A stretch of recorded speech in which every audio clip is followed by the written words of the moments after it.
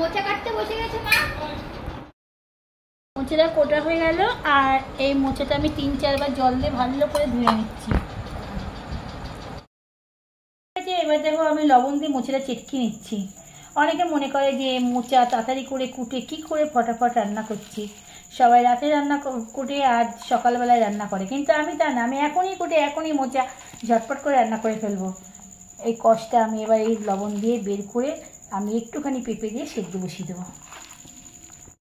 নুন দিয়ে মোচার কষ বের করছে আর আমি এদিকে মশলাটা তখন বেটে নিয়েছি।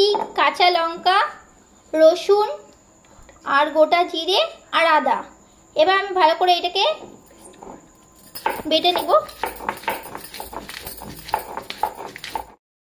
দিদি মশলা বাটছে আর এদিকে আমি চুলাতে কড়াই বসিয়ে দিয়েছি, দিয়ে দিয়েছি জল। গরম হয়ে গেছে জলটা, এর মধ্যে আমি সেদ্ধ করার জন্য মোচা দিয়ে দেব। মোচা দেওয়া হয়ে গেছে, মোচার মধ্যে কেটে রাখা পেঁপেগুলো দিয়ে দেবো। পেঁপে দিলে মোচাটা খুব তাড়াতাড়ি সেদ্ধ হয়ে যায়। এর মধ্যে আমি সব পেঁপেগুলো দিয়ে দিয়েছি। এবার দিয়ে দেবো ঢাকা।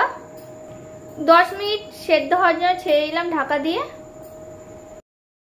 দেখো দিদি এখনো মশলা বাটছে, কিন্তু দিদি কিন্তু মিক্সচার ছাড়া মশলা বাটতেই পারে না জিন্দগি। তো আজ প্রথমবার দেখছি মশলা বাটছে। সেদ্ধ হয়ে গেছে, নামিয়ে নিয়েছি। ফুটো ঝাঁঝিটা ঢেলে দিয়েছি। এবার কড়াইয়ের মধ্যে দিয়ে দেবো তেল। তেল দেওয়া হয়ে গেছে, তেলটা চাপার জন্য একটু অপেক্ষা করবো। চেপে গেছে ভিজানো ছোলা, এবার ভেজে নেব। কাঁচা বাদাম, ছোলা আর কাঁচা বাদামটাকে ভালো করে ভেজে নেব লাল করে। আর ছোলাটাকে ভাজা হয়ে গেছে, এবার তুলে নিচ্ছি। কাঁচা বাদাম তোলা হয়ে গেছে, কাঁচা বাদামের ছোলাটাকে ভালো করে ভেজে নিয়েছি। তেলের মধ্যে দিয়ে দিচ্ছি তেজপাতা, শুকনো লঙ্কা আর গোটা জিরে ফোড়ন দিয়ে দিলাম। আর এদিকে আলুগুলো কেটে নিয়েছি আমি ছোটো ছোটো, আলুটাকে দিয়ে দেবো।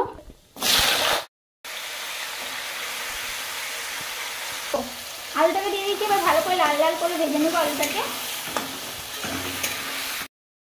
আলুটা লাল লাল করে ভাজা হয়ে গেছে, দিয়ে দিচ্ছি মশলা বেটে রাখা। আর দিয়েছি হলুদের গুঁড়ো,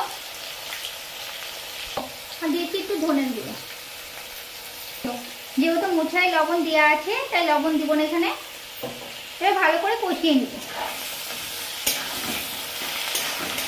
মানে ভালো করে কষিয়ে নেবো, যতক্ষণ গন্ধ না বেরোয় ততক্ষণ কষিয়ে নেব মশলা দিয়ে।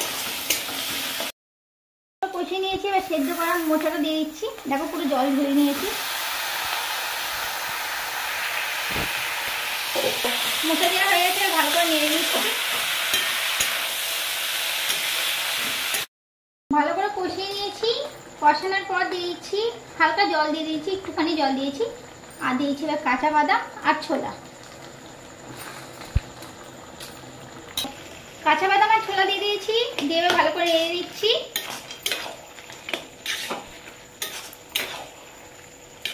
আমি 2 মিনিটের জন্য ঢেকে দিচ্ছি। 2 মিনিট পর খুলে রেখে দিচ্ছি। ভালো করে নেড়ে নিচ্ছি। একদম হয়ে এসছে, হয়ে গেছে।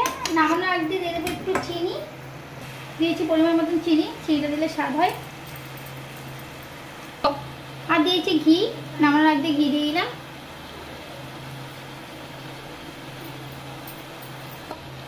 আর দিয়েছি গরম মশলা।